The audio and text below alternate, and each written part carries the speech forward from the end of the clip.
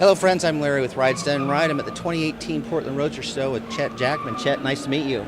Pleasure to meet you. You have a, what year is it again? 1934 Dodge pickup. A 1934 Dodge pickup. Well, that don't look like a 1934 Dodge pickup that I have seen. You have quite a history with this truck and started it from the beginning of the whole build. So why don't you take us through what you found and what the condition of the truck was when you got it? We found the truck in Troy, Montana by chance from the nephew of the gentleman that owned it, and they were the third generation, or he was the third generation to own a truck. He was passed down through from his grandfather, and it had been in a shop fire and pulled out in the trees for 30 years after the shop fire and was in very bad shape and need of saving. So we took and purchased the truck and collected parts and motors and stuff, and over about a 7-year period, it took about 7 years total to build the truck. It has the first thing you notice when you look at it for custom stuff is that it has an extended cab on it. Now, by the way, Dodges have just naturally have a shorter look to them that other guys go and they usually chop. You didn't chop this, did you? You just did the extension? No, it's the extension was little over 12 inches. And you're right, they are a little bit shorter roof base, and they're a little wider than a Ford also. Mm-hmm. So that gives also the appearance of it being chopped without having to actually do the chop on it. You did obviously a lot of extensive body work on this with the fenders and everything that you did. You widened those fenders to make sure that the wide wheels and tires that you had to align them with the front. How much of what was originally there did you have, and how much of that did you fabricate? The front fenders are the only thing that is original to the truck in the fender and running board package. The rear fenders are from a 1928 Pontiac that I widened by 3 inches. A lot of trucks that you'll see have been tubbed on the inside. I didn't want that, so I widened the fenders on the outside and then hand fabricated the running boards to match up with that. A lot of metal work. How much of this metal work did you do yourself, Chad? Every bit of it. Every bit of the metal. Chassis too, because there's a yes. Custom with that. The frame was warped and rusted out from being in the snow and in the trees for so long. There was really nothing left of it, so we took and rebuilt the whole thing with 2x5 box steel.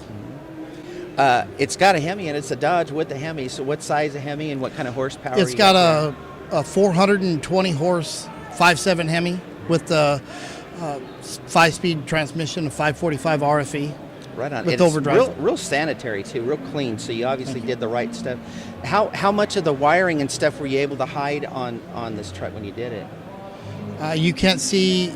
The only wiring that you can see on the truck is where the injectors plug into the coil packs. Everything else we've hid underneath and everywhere else. There's a lot of wiring in a fuel-injected motor. One of the things I noticed in it that was really cool looking is people usually put boards in the back of the bed, and you went with carbon fiber. So what was the idea of putting carbon fiber in the back? We wanted to be a little bit different. A lot of people use oak and pine and different exotic woods, and we wanted to be a little bit different, and so we took 4 layers of carbon fiber and sandwiched it in between some high density foam and laid it up on a 4x8 table, and that's what we used. We cut it into planks and used that in the back. Did you, I mean, there was carbon fiber in the front on the interior as well. Did you do the interior first then, or did you do the bed first? Actually, the molds took almost a year to build. There was a 4-step process to making the molds, and from those molds we were able to lay 3 layers of carbon fiber in there and vacuum bag it all, and that's what all the interior panels are. And did you do that first then before you did the bed? Yes. So you'd already gone through and your carbon fiber. When you've had a year molding molds and putting carbon fiber, it's like, hey, I got carbon fiber and I might as well put it in the bed too. Yeah, I was looking for some exotic wood to match with the darker carbon fiber that I was going to do in the cab, and I just couldn't find anything that would match up with it, so we decided to do that in the bed as well. Well, it turned out good. Love the size of wheels and tires you went, the whole package. How is this, how many times have you shown this truck now that you've had it out? Maybe 10 or 12 shows. When did you finish the build? Last April. Yeah, late April. So you've been pretty busy going to shows then, if you've got that many shows in that short period of time. Yes, last year was a blur. And in between all that, you found time to drive this truck? Oh, absolutely. We drive that thing everywhere. People look at me and say, you drive this thing? How many miles have you got on it? There's a little over 2,000 miles on the truck. So in that short period of time, 2,000 miles and going to all the shows, because that's something that most people don't do. They don't want to risk it. And we looked the truck over. The truck does not look like it has been out there being driven. Well, thank you. Our dad taught us you build the car to drive, and you don't want to be embarrassed when you go to a car show, so you try to do a good job. Well, I don't think you're going to be embarrassed by any of it. That's a great job, Chet. Appreciate you coming with us. We'll see you guys next time. Every year we make a pick, and our criteria for our pick, the award is called the Mark of Excellence. The criteria for our pick is that it be an all-metal truck or car, and it has to have extensive modifications.